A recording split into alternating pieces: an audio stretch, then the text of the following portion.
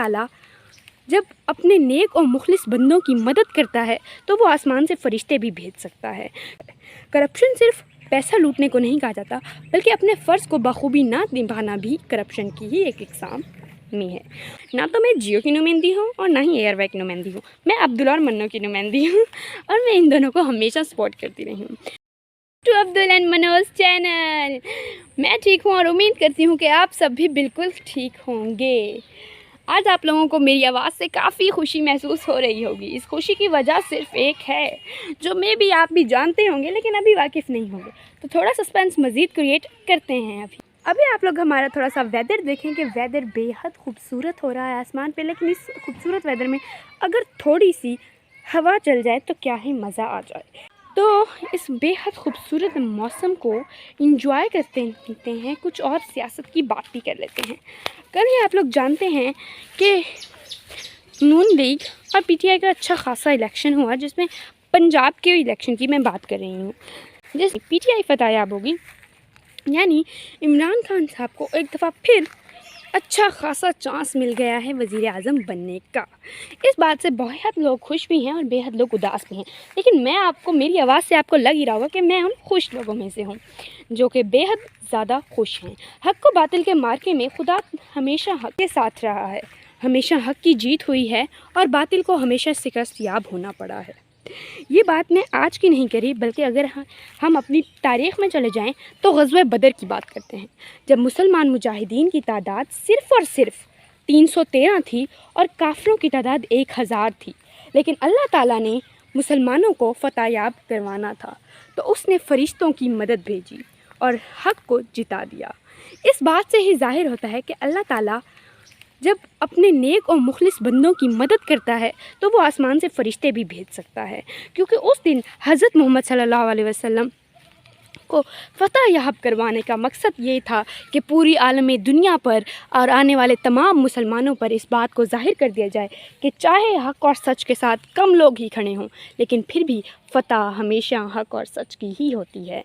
हो सकता है आप कल पीटीआई के होने वाले इलेक्शन से और जीत जाने की वजह से उदास हों, लेकिन हमारी इस वीडियो से ज़रूर खुश हो जाएंगे, क्योंकि आप मेरी एक बात हमेशा याद रखिए, मेरा ना तो इमरान खान के साथ कोई खूनी रिश्ता है और ना ही नून लीग के साथ कोई दुश्मनी, क्योंकि ना तो उन्होंने मेरे साथ कोई कुछ ऐसा नुकसान किया है, लेकिन हाँ, उन्होंने मेरी आने वाली नस्लों के लिए और मुझ तक के लिए जो नुकसान किया है वो बेहद बुरा और बड़ा नुकसान था, जो है करप्शन।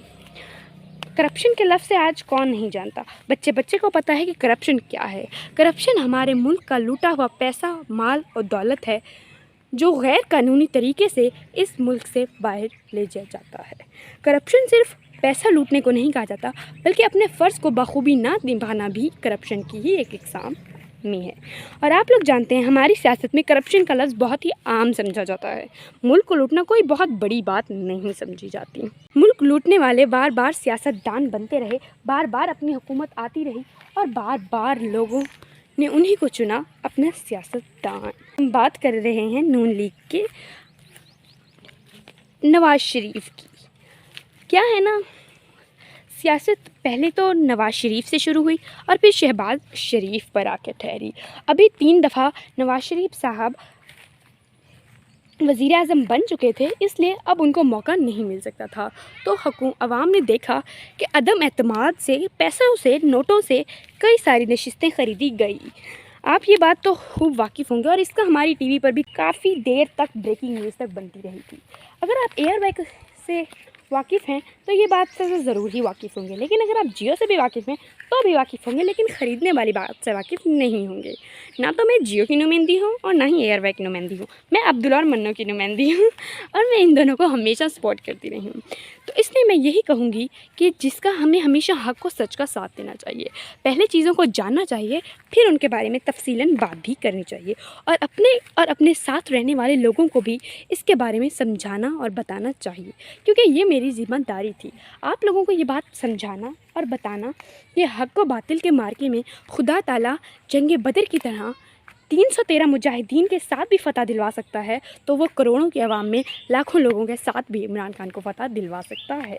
वो रब्बे कायनात ने हर चीज़ फ़िक्स कर दी है, वो हर चीज़ मुकर्ररा वक्त पर कर रहा है।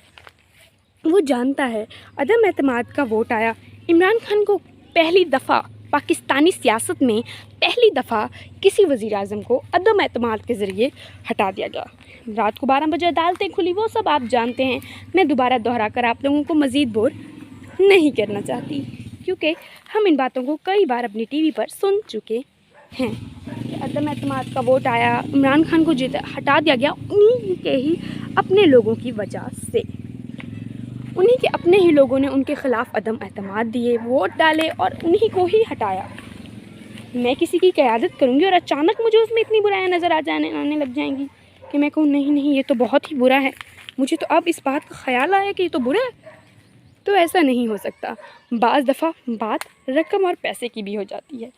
जब बात पैसे की आ जाती है तब अच्छों का ज़मीर भी बिक जाता है, लेकिन हमें ऐसा बिल्कुल नहीं करना चाहिए। पैसों से अपना ज़मीर बेच देना कतई नागवार बात है मेरे करीब तो, और उम्मीद है आप लोगों के करीब भी कतई नागवार बात होगी।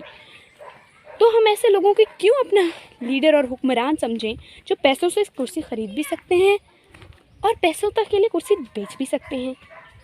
जिनका हुक्मरान ख़रीदा हुआ है, जिनके लोग ख़रीदे हुए हैं, उनको वोट देकर, उनको पसंद कर तो हम ऐसे लोगों को अपना रहनुमा क्यों बनाएं जो चोरी, करप्शन और कई तरह के इन इल्ज़ामों में मुलव्विस हों। मैं इमरान खान को इसलिए भी पसंद करती हूँ क्योंकि उन पर कोई करप्शन के केसेस साबित नहीं करते। लेकिन हम इमरान खान की खिदमात की बात करते हैं तो सबसे पहले मैं नमल यूनिवर्सिटी की बात करूँगी, जिसको बनाने के लिए आसान बात तो नहीं होगी। वो डिग्री जो आपको बाहर मुल्क जाकर मिलती है वो अब आपको नमल यूनिवर्सिटी में भी मिलती है। शौकत खानम कैंसर हॉस्पिटल, दुनिया में ऐसे बहुत कम हॉस्पिटल हैं जहाँ कैंसर का मुफ्त इलाज किया जाता है और शौकत खानम उनमें से एक वही हॉस्पिटल है। बाकी बात करते हैं तालीम की, तो मयारी तालीम को इमरान खान ने हमेशा अपना, इमरान खान कहते हैं हमारी यूथ ही हमारी जनरेशन है, हम अपनी यूथ को, अपनी आने वाली नस्लों को अच्छा पढ़ा लिखा लें, इससे बढ़कर और कोई बात नहीं हो सकती, क्योंकि हमारे आने वाले बच्चे ही हमारा फ्यूचर हैं। हमारी आने वाली नस्लों के लिए हमें ऐसे करप्शन ज़्यादा लोगों से बचना होगा। और मैं बात कर रही थी यूथ की, तो इमरान खान कहते हैं कि हमारी यूथ ही हमारा सरमाया है, क्योंकि हमारी आने वाली नस्लें, हमारा फ्यूचर हमारी यूथ से चलता है। हम, आप या मेरे बड़ों ने अपना वक्त गुजार लिया, अब इनका वक्त है, इनको हम ऐसी तालीम और ऐसा मेयार दें जो सबके लिए बराबर हो। ये बहुत ही गलत बात है। गरीब का बच्चा किसी स्कूल में पढ़ता हो और अमीर का बच्चा किसी स्कूल में पढ़ता हो, वही फैसिलिटीज़ क्यों ना हम अमीरों के बच्चों को बराबर गरीब के बच्चे को भी दें, कि वो भी उसी स्कूल में पढ़ सके जिस स्कूल में अमीर का बच्चा पढ़ता है, जिस स्कूल में आपका और मेरा बच्चा पढ़ रहा है। क्यों ना उस स्कूल में उस मजदूर, दिहाड़ीदार तबके का काम भी ये जो वीडियो बना रही है ये पढ़ रही है अलीगढ़ में। कोई मयार तालीम की खातिर हर माँ बाप का हक है अपने बच्चे को अच्छी तालीम दिलवाना, लेकिन मयारी तालीम, और इसकी खातिर ही इमरान खान ने आते ही तालीम को यकसा किया, जिस पर उन पर बहुत ज़्यादा तनकीद का निशाना भी बनाया गया, लेकिन उनके मुखालिफिन ने भी उन्हें बहुत सराहा। इस बात पर मैं और आप इस बात से इत्तेफाक करते हैं। हो सकता है आपको पीटीआई ना पसंद हो, आपको इमरान खान में कोई भी अच्छी बात ना लगती हो, आप नून लीग के बेहद सपोर्टर हो, नून लीग आपकी फेवरेट हो, तो मैं इस बात से कभी भी इख्तिलाफ़ नहीं करूँगी कि आप नून लीग को छोड़कर पीटीआई का साथ दें, बल्कि आप हक और सच का साथ दें, ना कि झूठ का साथ दें, ना कि गलत चीज़ का साथ दें। आप हमेशा नेकी, अच्छाई और नेक लोगों का साथ दें, ऐसे लोग जो मुल्क को मज़ीद तरक्की के राह पर चला सके, ना कि ऐसे लोग जो मुल्क को मज़ीद तबाह और बर्बाद कर सकें, ऐसे लोग जो मुल्क को करप्शन से बचा सकें, ना कि मज़ीद करप्शन में डुबा सकें। ऐसे लोग जो नमल यूनिवर्सिटी और शौकत खानम जैसे मज़ीद कई हॉस्पिटल और यूनिवर्सिटीज़ बना सकें, उनका साथ दें, ना कि ऐसे लोग जो कि बाहर मुल्क जाकर अपने ही बंगले, गाड़ियाँ और मज़ीद कई सारी चीज़ें ख़रीदें। तो उम्मीद है आपको मेरी की गई बातें पसंद आई होंगी